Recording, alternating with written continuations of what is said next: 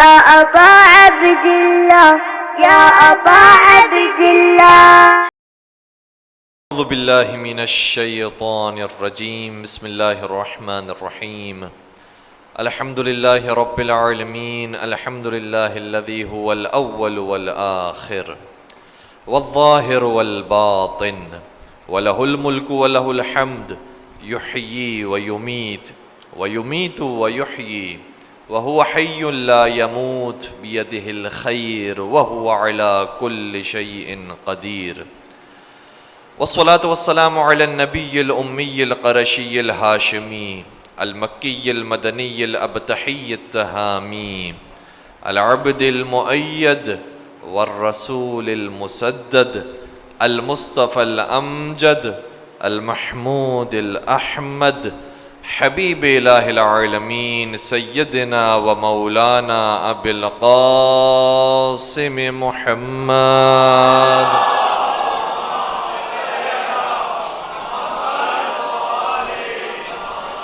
وعلى أهل بيته الطيبين الطاهرين المعصومين المظلومين الذين أذهب الله عنهم الرجس وطهرهم تطهيرا.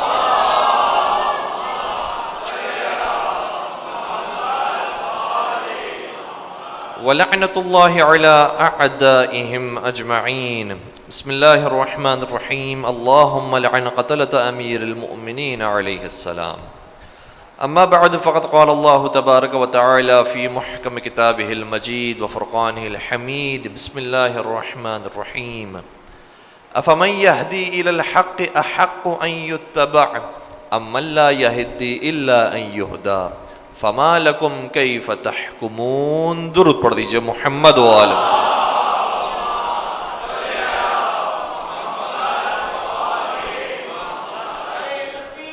اللہ اکبر. یا رسول اللہ یا علی یا علی اللہم صل علی محمد وآل محمد عجل فرجہم. اعزائے گرامی قدر، پچھلے سال کی طرح اس سال بھی آپ کی خدمت میں ایام المومنین سے خطاب کرنے کا شرف حاصل ہو رہا ہے، اور آج کی رات ممکنہ شب قدر میں سے بھی ایک رات ہے. جس طریقے سے ہمارے بھائیوں کے یہاں یہ حدیث مشہور ہے کہ شب قدر کو آخری عشرے میں تلاش کرو، تو ان کے یہاں شب قدر شروع ہوتی ہے 20 کے بعد سے. 20 رمضان مبارک، 21 رمضان مبارک، 22 رمضان مبارک، 23 رمضان مبارک. اگر 29 کا مہینہ ہو تو 20، ورنہ اگر 30 کا مہینہ ہو تو 21. تو ان کے یہاں یہ روایت زیادہ معتبر ہے. لیکن یہ بات بھی روایات ہی کے اندر ہی ذکر ہوئی ہے، قرآن کریم کی آیت میں ذکر نہیں ہوئی. قرآن میں تو یہ ذکر ہوا ہے کہ شہر رمضان الذی انزل فیہ القرآن، پورے رمضان کا مہینہ وہ ہے جس میں قرآن کو نازل کیا گیا. اور رمضان کی کون سی رات ایسی ہے جس میں نازل کیا گیا؟ تو ایک اور آیت ہے سورہ قدر کی کہ انا انزلناہ فی لیلۃ القدر. رمضان کی جس رات میں قرآن نازل ہوا ہے وہی لیلۃ القدر ہے. اب وہ کون سی رات ہے اس کا ذکر قرآن کریم نے نہیں کیا ہے، لیکن اتنا پتہ چل گیا کہ لیلۃ القدر شہر رمضان میں ہے. رمضان کے کسی رات کو لیلۃ القدر کہا جاتا ہے، لیکن کون سی رات ہے یہ بیان نہیں کیا گیا. تو روایات کے اندر باقی یہ سارے مفاہیم بیان ہوئے ہیں کہ ہمارے بھائیوں کی روایات کے نظر یہ ہے کہ آخری عشرے میں شب قدر تلاش کرو.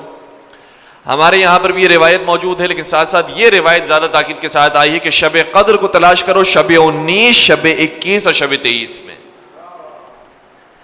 اس لیے یہ 3 راتیں ہمارے یہاں زیادہ معتبر ہیں. اور اس کے بعد معصومین سے جب سوال کیا گیا کہ ان 3 میں سے بتا دیجئے کہ شب قدر کون سی رات ہے، تو فرمایا کہ 21 اور 23 میں شب قدر کے اعمال بطور خاص انجام دو. اور پھر جب زیادہ تاکید کی گئی کہ آپ بتا دیجئے کہ 21 اور 23 میں سے بھی کون سی رات ہے، تو کہا کہ تمہارا کیا بگڑ جائے گا کہ تم دونوں راتیں اٹھ کر دونوں راتوں میں اعمال انجام دے دو. اس ایک رات میں عمل انجام دینے والا لیلۃ القدر خیر من الف شہر، ایک رات کا عمل 1000 مہینوں سے بہتر ہے. اچھا 1000 مہینے کہا ہے، 1000 راتیں نہیں کہا. ہر مہینے میں کتنی راتیں ہوتی ہیں؟ 30 راتیں عام طور پر ہر مہینے کے اندر ہوتی ہے، تو ایک مہینے میں 30 راتیں ہیں، 1000 مہینوں میں کتنی راتیں ہیں؟ اور یہ بھی نہیں کہا کہ 1000 مہینے جو ہیں اس میں صرف راتوں کو شمار کرنا ہے، دنوں کو شمار نہیں کرنا. تو 1000 مہینے کی راتیں بھی اور دن بھی، یعنی یہ ایک رات 30,000 راتوں اور 30,000 دنوں سے افضل رات ہے.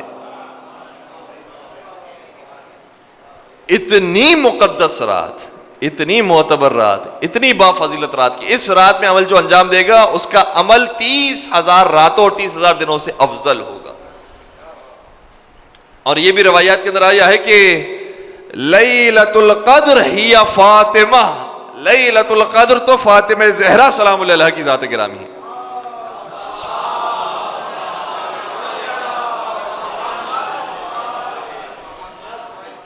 جس طریقے سے وہ ایک رات 30,000 دنوں اور 30,000 راتوں پر فضیلت رکھتی ہے، اسی طریقے سے یہ ایک بی بی 30,000 مردوں اور 30,000 عورتوں پر فضیلت رکھتی ہے. تو یہ ایک رات جب اتنی زیادہ معتبر ہو سکتی ہے، بافضیلت ہو سکتی ہے، تو کچھ ہستیاں بھی ایسی ہیں کہ جو بہت زیادہ معتبر اور بہت زیادہ بافضیلت ہو سکتی ہیں. تو ممکنہ راتوں میں سے آج کی ایک رات ہے. آج کی رات کے اعمال بھی ہیں، جس میں سے ایک عمل یہ ہے کہ آج کی رات جاگ کر گزارنا چاہیے، بیدار رہ کر گزارنا آج کی رات بافضیلت ہے. اور صرف آنکھیں بیدار نہ ہو، دل بھی بیدار ہو. یہ بیدار رہنے کی اور بیدار کرنے کی رات ہے. آج ہم ابھی اس وقت بیدار رہنے بھی آئے ہیں، بیدار کرنے بھی آئے ہیں.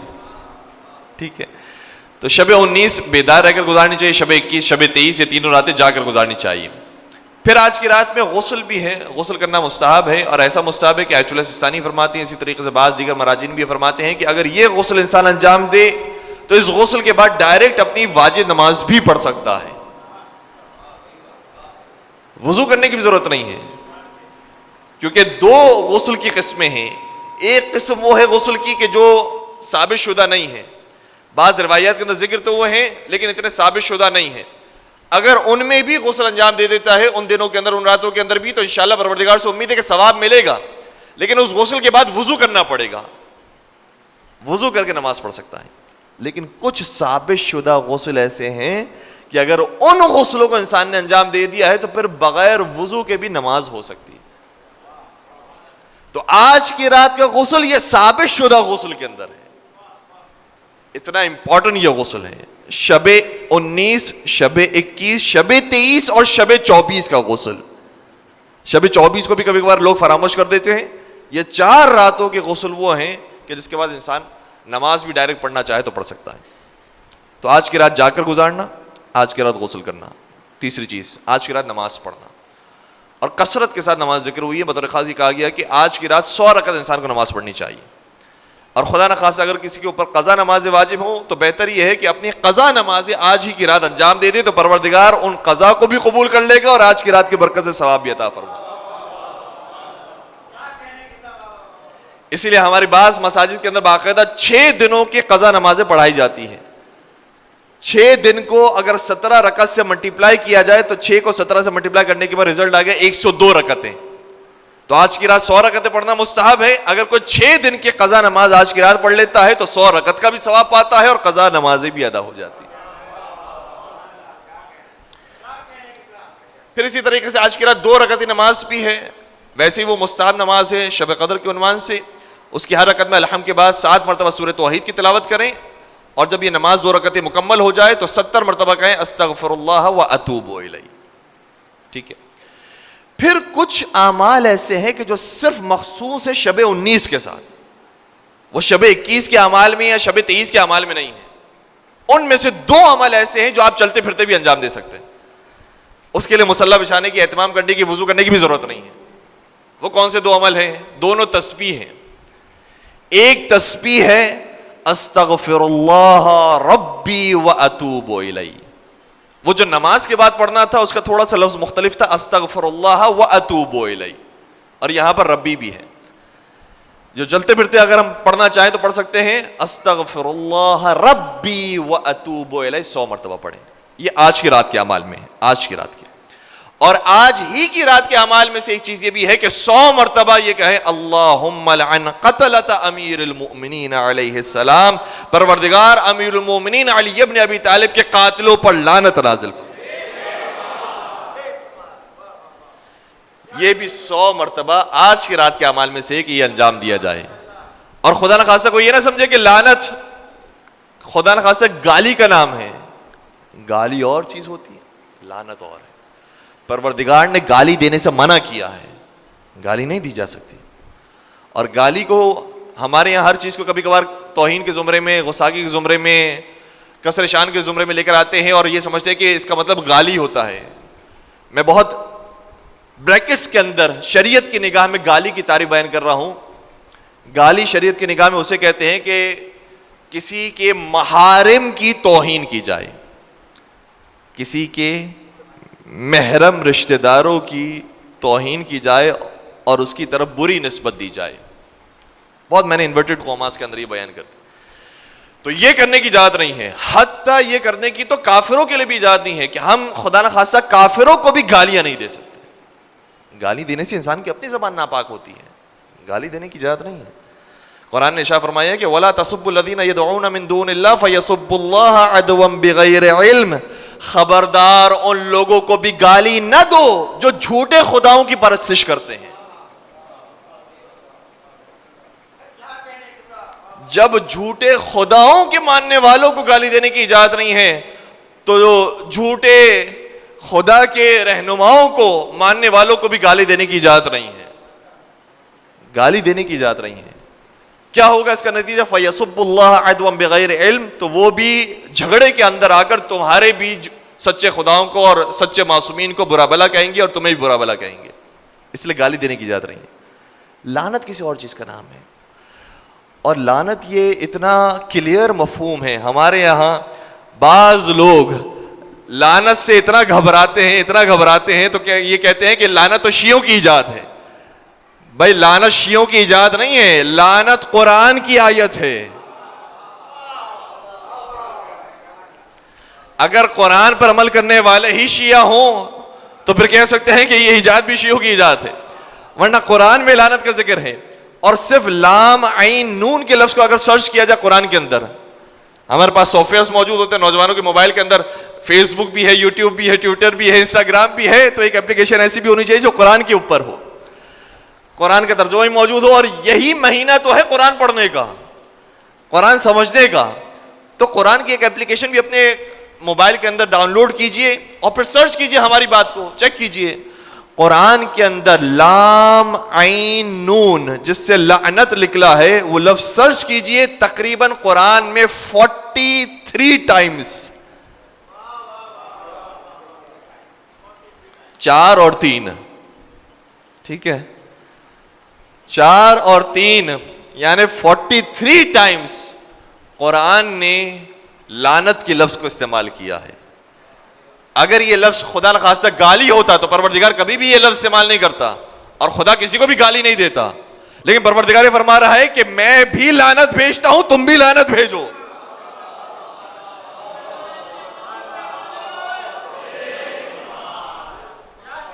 اور لگتا یہ ہے کہ لعنت کو وہی نہیں مانتے ہیں جو مباہلہ کو نہیں مانتے۔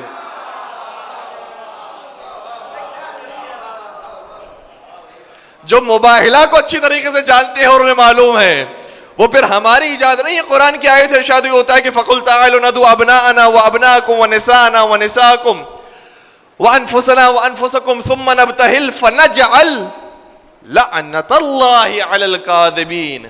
ہم یہ دعوت دیتے ہیں کہ ہم اپنے بچوں کو لائیں گے، تم اپنے بچوں کو لے کر آؤ، ہم اپنی عورتوں کو لے کر آئیں گے، تم اپنی عورتوں کو لے کر آؤ، ہم اپنے نفسوں کو لائیں گے، تم اپنے نفسوں کو لے کر آؤ، تاکہ ہم ایک دوسرے سے مباہلہ کریں اور جھوٹوں پر اللہ کی لعنت بھیجیں۔ تو لعنت سے وہی بھاگتے ہیں جو مباہلہ سے بھاگتے ہیں، لیکن لعنت مباہلہ کے میدان میں پروردگار نے تو کہا تھا کہ جھوٹوں پر اللہ کی لعنت ہو۔ مباہلہ کے میدان میں عیسائی آئے تھے لیکن مباہلہ نہیں کیا، اور مباہلہ نہیں کیا تو لعنت بھی نہیں ہوئی، لعنت اپنی جگہ پر رک گئی۔ یہ لعنت کسی کا انتظار کر رہی تھی۔ قرآن نے کہا تھا فنجعل لعنت اللہ علی الکاذبین، یہ جھوٹوں پر اللہ کی لعنت ہوگی. تو وہ جھوٹے ضرور تھے لیکن مباہلہ سے فرار اختیار کر گئے، اس لیے لعنت سے بھی بچ گئے. لیکن مباہلہ کے میدان نے بتا دیا یہ ہے سچے، ان کے مقابلے میں اب جو کھڑا ہوگا وہی جھوٹا ہوگا اور اسی پر اللہ کی لعنت.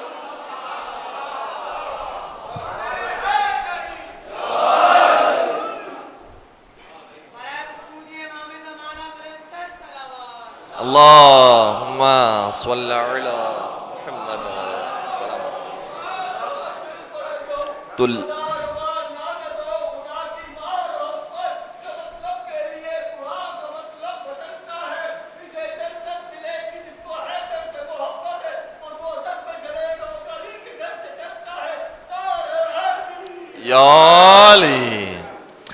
تو لعنت ایک قرآنی مفہوم ہے، اور کبھی کبھار ہم یہی لعنت کا ذکر جب بار بار کرتے ہیں تو کہتے ہیں کہ نہیں اتنا آپ لعنت کا ذکر نہیں کریں، خدا رحمان ہے، خدا رحیم ہے، خدا معاف کرنے والا ہے. بالکل ٹھیک ہے، خدا معاف کرنے والا ہے، بخشنے والا ہے، اور ہمیں خدا سے یہی امید ہے.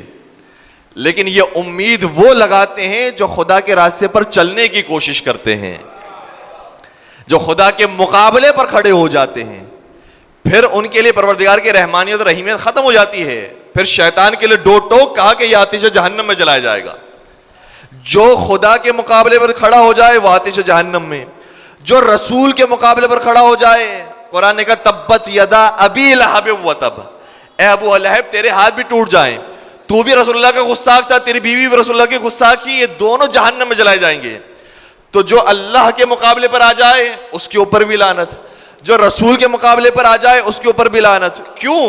اس لیے کہ اللہ اصل ولایت رکھتا ہے، یہ ولایت پھر اپنے بندوں کو دیتا ہے. ان میں ایک بلند ترین بندے محمد مصطفیٰ ہیں، اور اس کے بعد جو خدا کے بنائے ہوئے نمائندے ہیں، جو جس زمانے میں ان کے مقابلے میں آ کر کھڑا ہو گیا پروردگار کی ان پر لعنت. اور خدا نے یہ بات قرآن کریم میں واضح انداز میں بیان کرتی. دیکھیں ایک آیت ہے جس کو ہمارے یہاں ممبروں سے بہت بیان کیا جاتا ہے، ان کے یہاں بھی ممبروں سے بیان کیا جاتا ہے، اور ایک مفہوم پیش کیا جاتا ہے. وہ مفہوم میں تھوڑا سا اختلاف ہے، توجہ رکھیے گا. آیت بہت آسان سی انشاءاللہ سبھی کو یاد ہوگی. بسم اللہ الرحمن الرحیم. اطیعوا اللہ و اطیعوا الرسول و تھوڑا سا دیجیے و اولی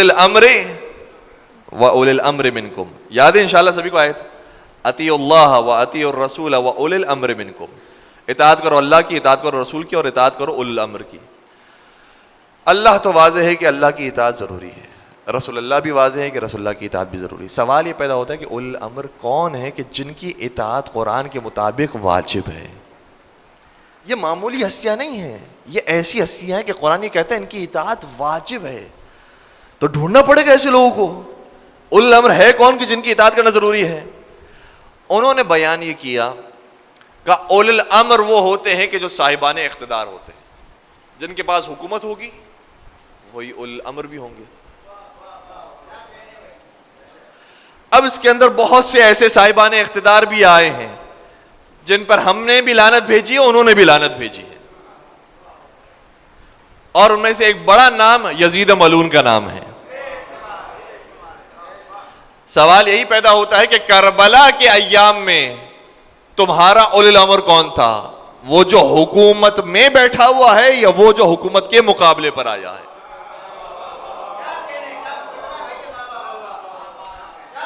ٹھیک ہے، تو ان کے مطابق اولی الامر وہ ہوتے ہیں کہ جو صاحبان اقتدار ہوتے ہیں، صاحبان امر ہوتے ہیں اور حکومت سنبھالنے والے ہوتے ہیں، وہ ہیں اولی الامر.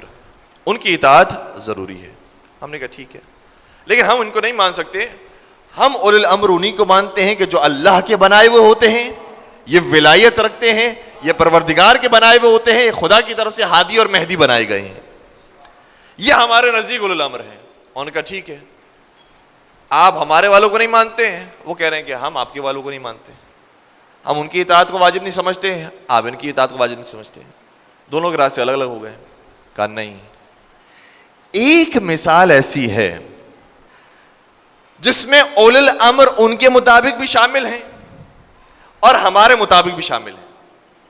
تھوڑا سا بیدار رہیے گا، ایام امیر المومنین کی گفتگو ہے.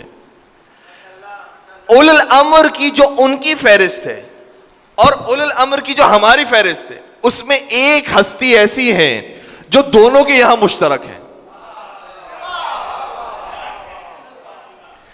جس کو وہ بھی مانتے ہیں اول الامر ہے، ہم بھی مانتے ہیں اول الامر ہے، اور قرآن کہہ رہا ہے جو اول الامر ہو اس کی اطاعت ضروری ہے۔ انہوں نے کہا کہ باقیوں کی اطاعت تو ہم نہیں کریں گے، ہم نے کہا کہ ہم بھی ان کی اطاعت نہیں کریں گے، مسئلہ ڈسپیوٹڈ رہا، حل نہیں ہو سکا، لیکن حل ہو جاتا ہے ایک موقع پر جہاں وہ بھی کہیں کہ یہ اول الامر ہے، ہم بھی کہیں کہ یہ اول الامر ہے، اور وہ کوئی اور ذات نہیں، وہ ذات ہے علی ابن ابی طالب علیہ السلام کی۔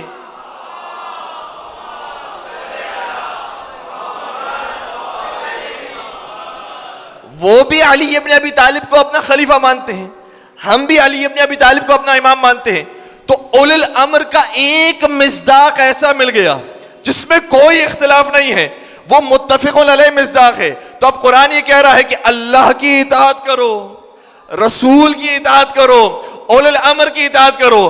آپ ہر ایک کے بارے میں کہہ سکتے ہیں کہ بھائی اس کی اطاعت ضروری نہیں، اس کی اطاعت ضروری نہیں، اس کی اطاعت ضروری نہیں، لیکن وہ اول الامر جو تمام مسلمانوں کے مکاتب فکر کے اندر اول الامر ہے، اس کی اطاعت ہر مسلمان پر واجب ہے۔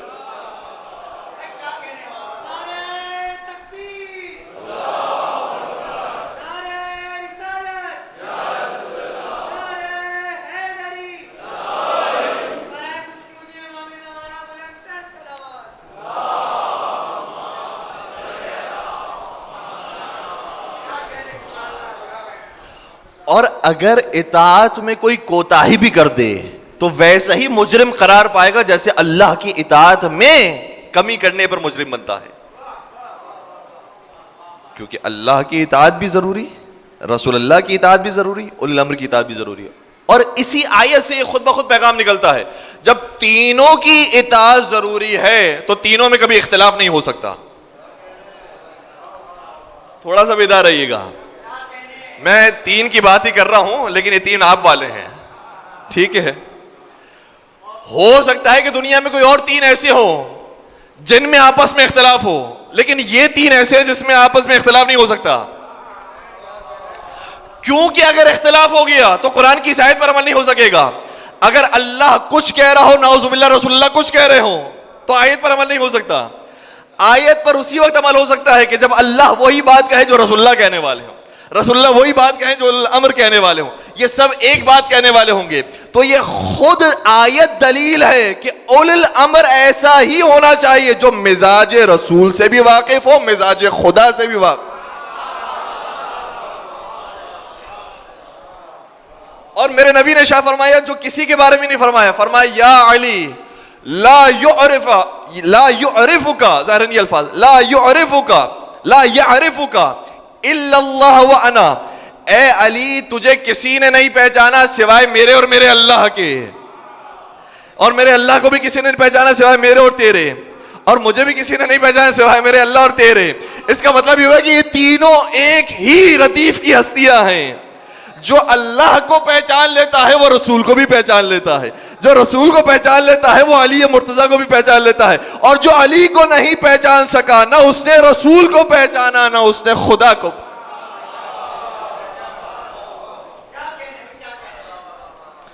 بہت واضح سے استدلال ہے، قرآن کی صرف یہ چھوٹی سی آیت ہمارے لیے کافی ہے کہ اطاعت کس کی ضروری ہے۔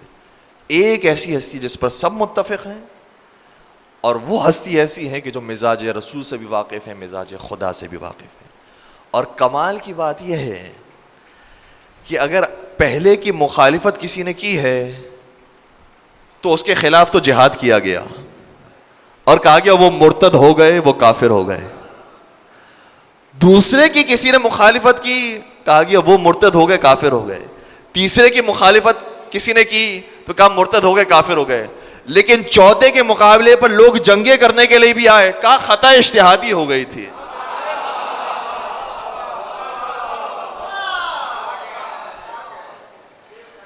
یہ اجتہاد بھی عجب ہے کہ ایک دشمن دی، یہ اجتہاد بھی عجب ہے کہ ایک دشمن دی علی سے آ کے لڑے اور خطا کہیں اس کو،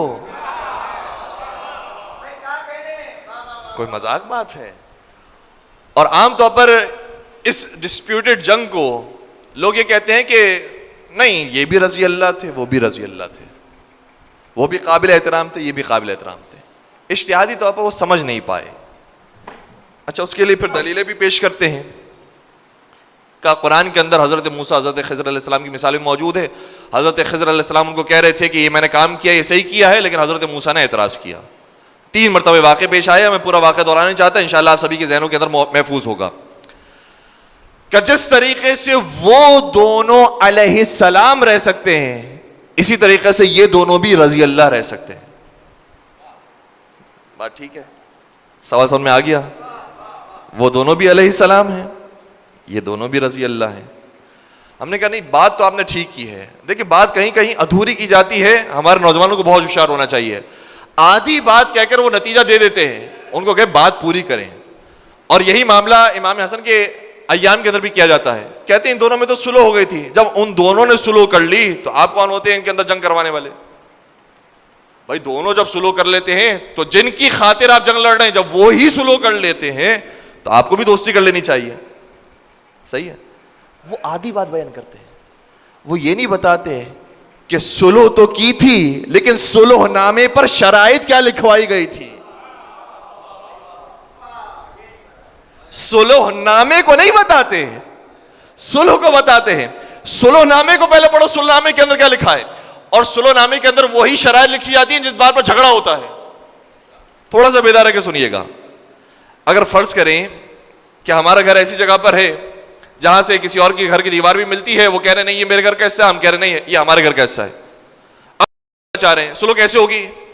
یہ تو نہیں ہوگا کہ ہم اپنے گھر کے فریج کے اوپر سلو کریں. بھائی فریج کے اوپر تو بحث نہیں ہے, بحث تو گھر کی دیوار کے اوپر ہے.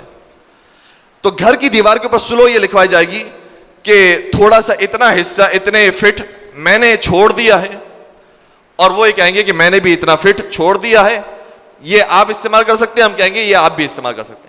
تو جس حصے پر جنگ ہوتی ہے سلو بھی اسی حصے پر کی جاتی ہے. سلو نامے کی شرائط بتا رہی ہے کہ جنگ کس بات پر ہو رہی تھی, اور سلو نامے کے اوپر لکھا یہ ہے اے حاکم شام اس کے بعد سے اب تم سلو ہو جانے کے بعد اب تم قرآن اور حدیث پر عمل کرو گے.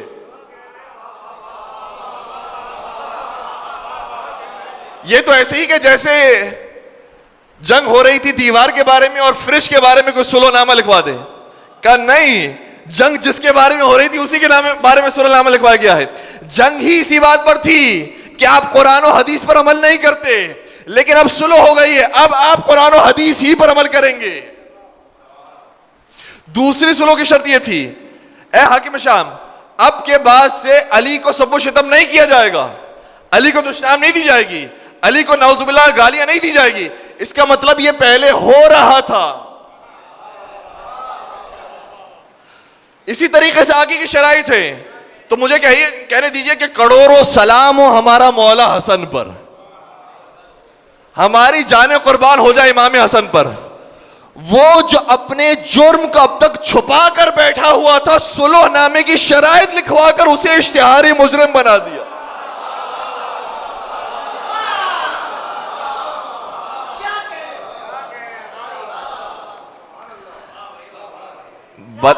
بتا دیا کہ ہمارا اختلاف کس چیز کے اندر تھا.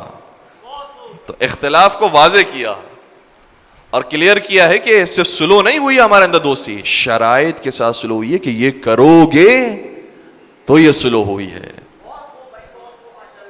تو ہم بھی جب سلو کی بات کریں کہ امام حسن نے سلو کر, یقیناً ہماری اس سے سلو ہے کہ جو قرآن پر عمل کرتا ہو حدیث پر عمل کرتا ہو. ہماری اس سے سلو ہے کہ جو مولا کائنات کی شان میں گستاخی نہ کرتا ہو, ہماری بھی اس سے سلو ہے. تو جن شرائط پر امام حسن نے سلو کی ہے آج بھی ہم انہی شرائط پر امام حسن کی طرح سلو کرتے ہیں. یہ ہے صحیح سلو. ٹھیک ہے, اب یہاں پر آ جائیے. کہتے ہیں کہ وہ بھی رضی اللہ یہ بھی رضی اللہ, جس طریقے سے حضرت خضر حضرت موسیٰ دونوں علیہ السلام تھے, دونوں ٹھیک تھے. کہا نہیں, یہاں پر بھی آدھی بات آپ نے بیان کی. حضرت موسیٰ کو کہا گیا تھا کہ آپ خضر علیہ السلام کے ساتھ رہیں, اور خضر علیہ السلام جو کام کریں آپ کو سوال نہیں کرنا ہے.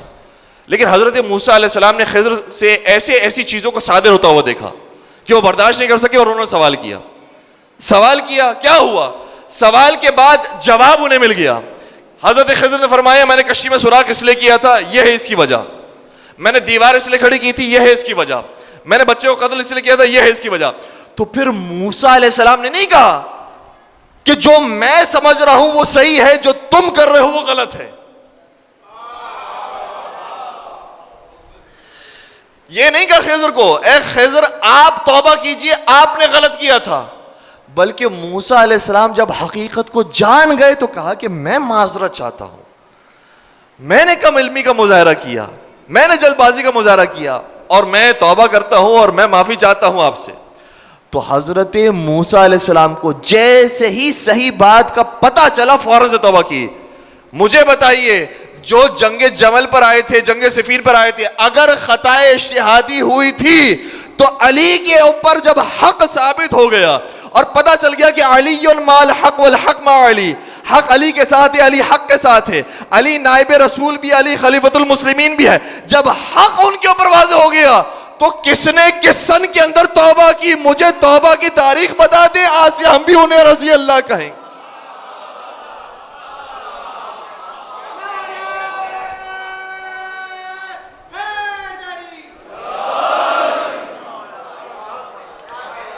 تو ہمارا کوئی جھگڑا نہیں کسی سے نام کے اوپر. جو توبہ کر لیتے ہم تو اسے ایسے گلے لگاتے ہیں کہ ہور دشمن حسین بن کر آیا تھا، ہم نے ایسے گلے لگایا ہے کہ آج ہم اسی ہور کی زیارت کرنے کے لیے جاتے ہیں اور یہ کہہ کر سلام کرتے ہیں اے ناصر دین خدا تجھ پر ہمارا سلام ہو، اے ناصر رسول خدا تجھ پر ہمارا سلام ہو، اے ناصر علی مرتضیٰ تجھ پر ہمارا سلام ہو. تو جس نے سچی توبہ کی ہوتی ہے ہم اس کو گلے لگاتے ہیں، آج اسے علیہ السلام کہتے ہیں. سچی توبہ کی ہو، ہمارے لیے مسائل آسان ہیں، کوئی ہمارے لیے پریشانی نہیں. کسی نے کیا خوب کہا تھا کہ ہم نے کب کہا کہ ہماری ہے کربلا، ہم نے کب کہا کہ ہماری ہے کربلا، حق بات تم کہو تو تمہاری ہے کربلا.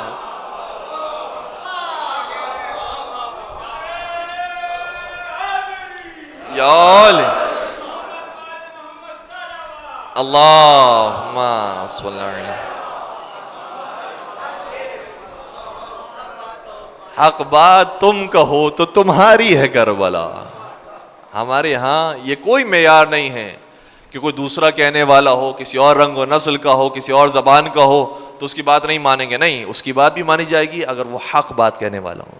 یہ معیار وہی ہے جو قرآن کریم کا معیار ہے. اور کل کی گفتگو جہاں ہم ظاہراً گلشن معمار میں کر آئے تھے تو وہاں حوالے بھی آپ کی خدمت میں پیش کیے تھے کہ سورہ تحریم کی آیتیں 2 خواتین کے بارے میں اتری، اور جن 2 خواتین کے بارے میں سورہ تحریم کی آیتیں اتری ہیں اس میں آپ ہماری کتابوں سے نہیں، صحیح بخاری اور صحیح مسلم کو پڑھیے. میں نے کل حوالے باقاعدہ کتاب کو لا کر پیش کیے تھے آپ کی خدمت میں، موبائل سے جو کتاب ہمارے سامنے موجود تھی پیش کیے تھے کہ صحیح بخاری اور صحیح مسلم میں باقاعدہ نام موجود ہیں کہ یہ سورہ تحریم کی آیتیں فلاں اور فلاں کے لیے اتری ہے، معتبر ترین کتابوں کے اندر. تو ہمارے یہاں کوئی رشتہ داری معیار نہیں ہے. ابو لہب رسول کا چچا بھی ہو تب بھی اس کے اوپر لعنت بھیجتے ہیں، اور محمد ابن ابی بکر کسی کا بھی بیٹا ہو منہ سے بھی سلام کرتے ہیں. ٹھیک ہے، ہمارے یہاں کوئی رشتہ داریاں معیار نہیں ہیں. لیکن ہوا اب یہ تاریخ کے اندر ہے کہ علی مرتضیٰ سے اتنی دشمنی رکھی گئی کہ علی مرتضیٰ کے فضائل کو تو دبایا گیا، ان کی شان میں گستاخیاں کی گئی. اور یہ روایتیں بھی صحیح مسلم کے اندر موجود ہیں کہ حاکم شام نے کہا سعد ابن ابی وقاص سے کہ تم کیوں سب و شتم نہیں کرتے علی ابن ابی طالب کے اوپر. یہ روایت موجود ہے. میں پوری روایت بیان نہیں کروں گا لیکن صرف اتنا عرض کر دوں کہ یہ کام ثابت شدہ ہے کہ حاکم شام نے کیا ہے علی ابن ابی طالب کے لیے. میرے مولا نے لیکن پسند نہیں کیا کہ کسی کو گالی دی جائے. میرے مولا نے نہج البلاغہ میں فرمایا انی اکرہ لکم ان تکونوا سبابین، میں ناپسند کرتا ہوں کہ تم کسی کے لیے برے الفاظ استعمال کرو. اچھا، یہاں پر بھی ہمارے بعض لوگ آدھی بات بیان کرتے آدھی چھوڑ دیتے ہیں. یہ تو ضرور فرمایا ہے کہ دشمن بھی ہو تو اس کے لیے برے الفاظ استعمال نہ کرو، اس کو بھی گالی نہیں دو. لیکن ساتھ ساتھ یہ بھی فرمایا ہے کہ دشمن کی شناخت اپنے بچوں کو ضرور کرواؤ.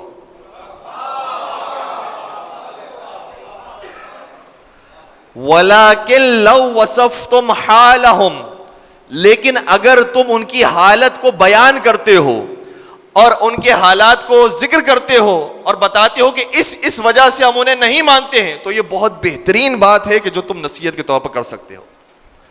تو یہ بیان کرنا بھی ضروری ہے. بری الفاظ کو استعمال نہیں کریں, ادب کے دائرے کے اندر رہ کر بتاتے ہیں کہ بھائی ہم ان وجوہات کی بنا پر ان کو تسلیم نہیں کرتے ہیں. بات بہت بہترین ہے. تو ہمارے معصومین علیہ السلام نے کبھی برے الفاظ کو, بری زبان کو استعمال نہیں کیا ہے. لیکن علی مرتضیٰ کے اوپر مظالم میں سے ایک ظلم یہ ہوتا تھا کہ ان کے خلاف بری زبان استعمال کی جاتی تھی. نہ صرف زبان بری استعمال کی جاتی تھی, بلکہ اس زمانے میں جس نے اپنے بچے کا نام علی رکھ دیا, تاریخ کی کتاب میں ملا ہے قتلوہ, بنی امیہ والے اس بچے کو قتل کر دیتے تھے. نام علی رکھنے پر قتل کر دیا جاتا تھا. بے پناہ جوان, بے پناہ بچے ایسے تھے کہ جو صرف نام علی کی وجہ سے شہید ہو گئے. اور اس زمانے میں میرے مولا نے کام یہ کیا, امام علی مقام نے کام یہ کیا کہ اپنے ہر بچے کا نام اس زمانے میں علی ہی رکھا. اگر تم یہ کام کرو گے تو ہم اس کا جواب بھی دیں گے, اور جواب کتنا شائستہ انداز میں کیا کہ اپنے ہر بچے کا نام علی رکھا. کسی میں ضرورت نہیں تھی کہ علی نام رکھے, لیکن اماموں نے نام رکھا ہے. اور میں آج بھی والدین سے درخواست کروں گا اپنے بچوں کے بہترین نام رکھیں, زمانے کے حساب سے نام رکھیں, لیکن نام ایسا نہ رکھ لیں کہ بعد میں جب انسان باشعور ہو تو شرمسار ہو جائے کہ میں نے اپنے بچے کا نام کیسا رکھ دیا. کبھی کبھار ایسے نام ہمارے پاس فون آتے ہیں کہ مولانا نام بتا دیجئے, فلاں تاریخ کو فلاں دن میں پیدا ہوا ہے, ماں کا نام یہ ہے, باپ کا نام یہ ہے, آپ نام تجویز کیجئے اور کوئی اچھا سا نیا نام بتائیے. ہم تو عام طور پر یہ کہتے ہیں کہ جس دن بچہ پیدا ہوا ہے اس کے آس پاس کی مناسبتیں دیکھ لیجئے, جو بھی اہل بیت کے نام کی مناسبت آتی ہے انہی اہل بیت کے فرد پر اپنے بچے کا نام رکھ لیجئے. لیکن کہتے ہیں نہیں, کوئی نیا نام ہو, کوئی نیا نام ہو. ایسے نام آئے, پھر اس کے بعد جب مطلب معلوم کیے جاتے ہیں, ہم نے مطلب ڈھونڈنے کے لیے عربی ڈکشنری کو دیکھا, نام کا مطلب موجود نہیں ہے. فارسی ڈکشنری کو دیکھا, نام کا مطلب موجود نہیں ہے. اردو میں نام کا مطلب نہیں ہے, انگلش میں نام کا مطلب نہیں ہے. مجھے نہیں معلوم کس زبان میں نام رکھا تھا. اور ایسے معروف نام ہیں کہ جو مجھے ڈر ہے کہ اس مجمع کے اندر بھی کوئی بیٹھا ہوا ہوگا اور میں نے یہاں ممبر سے لے لیا تو بعد میں اس کا مذاق اڑایا جائے گا, اس لیے میں وہ نام نہیں لے رہا. لیکن تھوڑا سا نام لینے میں انسان سینسیبل ہو. یہ نام رکھنا خود تبلیغ اہل بیت کا ذریعہ ہے. اس سے خود پہچان ہوتی ہے اہل بیت کی. جب نام علی رکھا جائے, حسین رکھا جائے, تو لوگ سوال کرتے ہیں حسین کون ہے, کس مناسبت سے نام رکھا ہے. باہر کے ممالک میں جائیں سوال ہوتا ہے, رضا نام رکھا ہے, محمد نام رکھا ہے. اور ایک روایت کا جملہ یہ بھی ہے کہ جس گھر کے اندر 7 نام ہو اس گھر کے افراد کبھی غربت کا شکار نہیں ہوتے. ان 7 میں سے 7 نام یاد کرنا آسان ہے. میں ایک حل آپ کی خدمت بیان کر رہا ہوں. 7 میں سے 5 نام تو پنجتن پاک کے ہیں. اگر پنجتن پاک میں سے کوئی نام ہم نے اپنے بچے کا رکھ لیا ہے, ہمارے گھر کے اندر کوئی ایسا شخص موجود ہے, تو ہمارے گھر میں غربت داخل نہیں ہوگی. اور باقی 2 نام, ایک عبداللہ اور ایک جعفر, اس روایت کے مطابق. ورنہ دیگر روایت کے اندر حمزہ بھی آیا ہے, باقی ائمہ کے نام بھی آئے ہیں, لیکن اس روایت کے مطابق یہ 7 نام والے افراد وہ ہیں اگر رکھ لیے جائیں تو گھر میں غربت داخل نہیں ہوتی ہے. تو ناموں کی بڑی امپورٹنس ہے, ناموں کو آپ اچھے طریقے سے استعمال کریں. چھٹے سرکار حضرت امام جعفر صادق علیہ الصلوۃ والسلام کی خدمت میں ایک شخص آیا.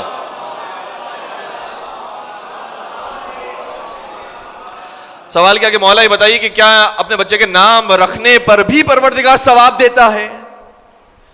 کیا خوبصورت سوال ہے. آج سے تو ہم یہ سمجھتے رہے کہ دعائیں پڑھنے کا ثواب ہے, نماز پڑھنے کا ثواب ہے, روزہ رکھنے کا ثواب ہے. کیا بچوں کے نام رکھنے پر بھی پروردگار ثواب دیتا ہے؟ امام نے کیا خوبصورت جملہ شاہ فرمایا. صرف یہ نہیں فرمایا کہ ثواب دیتا ہے, بلکہ ایک اور بڑھ کر جملہ شاہ فرمایا حل الدین الا الحب والبغض. دین کیا محبت اور نفرت کے علاوہ بھی کسی چیز کا نام ہے؟ تم نام رکھ کر اپنی محبت کا اعلان کرتے ہو, اور جیسے نام رکھ کر محبت کا اعلان رکھتے ہو پتہ چل جاتا ہے تم اسی دین کے ماننے والے ہو.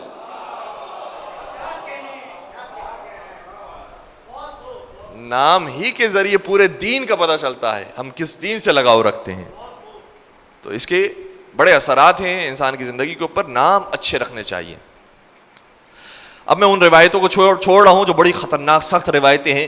کیسے کیسے ادوار گزرے ہیں معصومین علیہ السلام کے اوپر, کہ کوئی ایک بچہ بھی علی نام کا پیدا نہیں ہوتا تھا، نظر نہیں آتا تھا کہ کوئی کسی کا نام علی ہو، حسن ہو، حسین ہو۔ راوی کہتا ہے کہ میں شام کے کسی قریے سے گزر رہا تھا، میں نے دیکھا کہ ایک شخص اپنے بچے کو حسن کہہ کر پکار رہا ہے۔ میں نے کہا لگتا ہے یہ ہمارا بندہ ہے۔ میں اس کے قریب گیا، میں نے کہا ماشاءاللہ آپ نے اپنے بیٹے کا نام کیا حسن رکھا ہے؟ میں نے صحیح سنا؟ کہا کہ ہاں اس کا نام حسن ہے، اس کا نام حسین ہے، اس کا نام جعفر ہے۔ میں نے کہا واہ واہ واہ واہ ماشاءاللہ، کیا گھرانہ ہے۔ تو آپ کیا محب اہل بیت ہیں؟ یقیناً یہی لگتا ہے محب اہل بیت ہوں گے۔ عجیب جملہ ہے، بہت سخت جملہ ہے، میں سادہ کرام سے معافی کا طلبگار ہوں۔ کہنے لگا نام ان کے کچھ اور ہیں، جب میرا دل چاہتا ہے کہ میں گالی دوں تو ان ناموں سے پکارتا ہوں۔ یہ زمانہ گزرا ہے معصومین کے اوپر، اس طریقے سے نام اہل بیت کو مٹانے کی کوشش کی۔ آج جو ہم آسانی سے ذکر علی کر رہے ہیں، ذکر حسین کر رہے ہیں، یہ بہت بڑی نعمت ہے۔ اگر مولا سید سجاد اس زمانے میں ہوتے، امام صادق اس زمانے میں ہوتے، اتنا خوش ہوتے ہیں۔ آج کتنے کھل کر ہم مولا علی کا ذکر کر پا رہے ہیں۔ اتنا آزادی کا زمانہ اس سے پہلے کبھی نصیب نہیں ہوا تھا۔ باتیں میں یہاں پر روکتے ہوئے، چونکہ آج تھوڑی تاخیر کے ساتھ گفتگو شروع ہوئی تھی، کچھ باتیں آج کی حد تک حذف کرتے ہوئے انشاءاللہ کل کی گفتگو میں اس کو بیان کرنے کی کوشش کریں گے۔ 19 رمضان کی تاریخ کے حوالے سے مسائل کے چند جملے پیش کروں۔ مولا متقیان 25 سال تک سکوت اختیار کرتے ہیں۔ لوگوں نے کیسا کیسا ستم نہیں ہے کہ جو عالیہ مرتضیٰ پر نہ کیا ہو، لیکن مولا خوش اسلوبی کے ساتھ جوابات دیا کرتے تھے۔ خلافت ظاہریہ مل گئی، خلافت ملنے کے بعد بھی چین نہیں آیا علی، جنگوں پر جنگیں ہوتی رہی، میرے مولا کو چین کی زندگی نہیں ملی، یہاں تک کہ 19 رمضان کو ضربت لگا کر علی کو شہید کر دیا گیا۔ مجھے کہنے دیجئے کہ میرے مولا کو 19 رمضان کو ضربت نہیں لگی ہے، ضربت کا درد تو اس وقت ہی محسوس کر لیا تھا کہ جب زہرا کے بدن پر کوڑا لگا تھا، جب بنت رسول کو تماچے لگے تھے، جب در سیدہ کو جلایا گیا تھا، جب محسن کو شہید کیا گیا تھا، اور محسن کو بھی کیسے سپرد لحد کیا اور زہرا مرضیہ کو بھی کیسے سپرد لحد کیا۔ میرے مولا کے لیے تو یہ راتیں اس وقت سے دن بن چکے تھے۔ اب علی مرتضیٰ کو آرام نہیں آتا تھا۔ کیا فرماتے نہج البلاغہ میں، وَفِي الْعَيْنِ قَضَى وَفِي الْحَلْقِ شَجَا، میری آنکھوں میں کانٹے تھے، میرے حلق میں ہڈی پھنسی ہوئی تھی۔ اس سے زیادہ سخت تعبیر کیا ہو سکتی ہے؟ یہ میرے مولا کہ ابھی 19 رمضان کے مصائب نہیں آئے ہیں، اس سے پہلے کی کیفیت ہے، لیکن اب تو آخری رمضان بھی آ گیا۔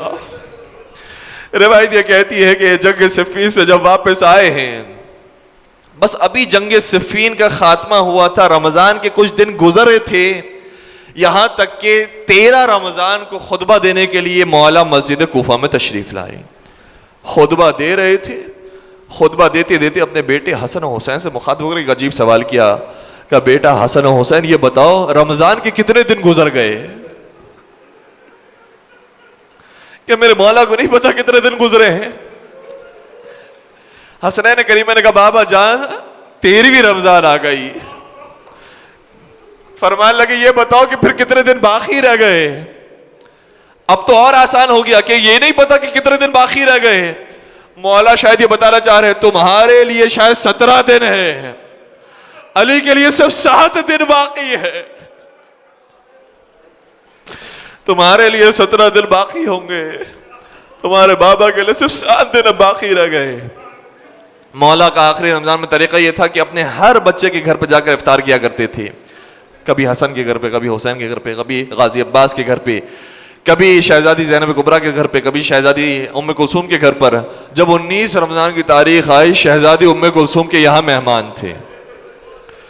باپ مشکل کشائے کائنات ہو، کل ایمان ہو، قسیم الجنت والنار ہو، ایسا پاک باب افطار کے موقع پر گھر پر آ جائے، اگر ہم نے کسی عام مومن کو بھی گھر میں دعوت دی ہو نا، کوشش یہ ہوتی ہے بہترین افطار لگایا جائے، بہترین افطار پیش کیا جائے۔